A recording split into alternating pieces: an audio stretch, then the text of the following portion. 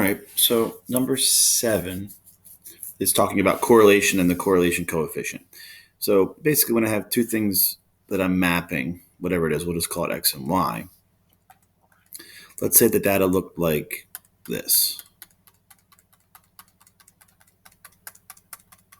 Okay, as x gets bigger, y tends to get bigger. So it kind of follows this linear pattern here. Okay, they all seem to be pretty close to a straight line. The closer the data is to making a straight line, the better your correlation coefficient is going to be.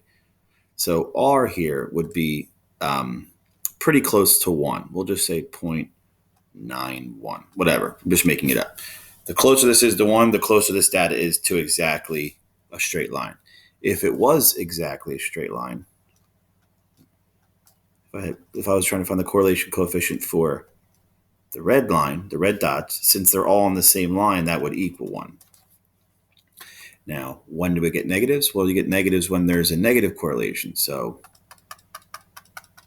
if your data has a negative slope, if I were to draw a line through it, you could say something like this would be negative 0.89. Okay, close to a line, so it's close to 1, and negative because as x gets bigger, y gets smaller.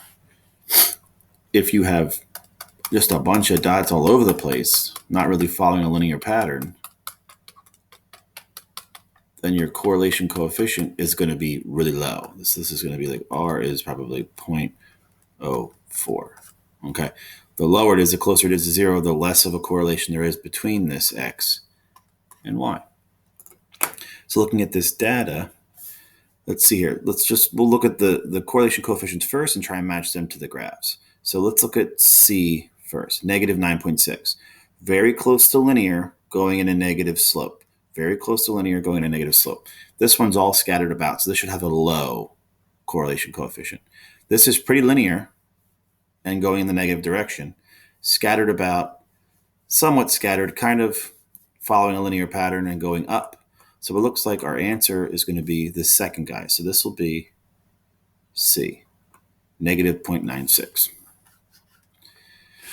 Now, if I look at the rest of the graphs, only other one that has somewhat of a linear tendency is this last one, and it's going up, kind of following a line like that.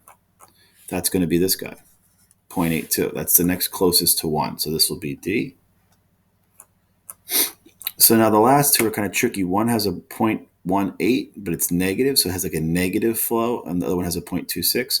So you kind of have to compare these two graphs and say which one seems to be going in the negative direction, which one seems to be going in the positive direction. It's kind of hard to tell, but this has more of a positive relationship, right? There's nothing really here.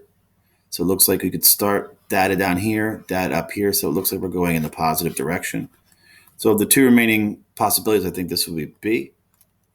And then looking at this stuff, we have stuff here, we have stuff here. It looks like it's going in the negative direction. So this would be A. And there's your answers.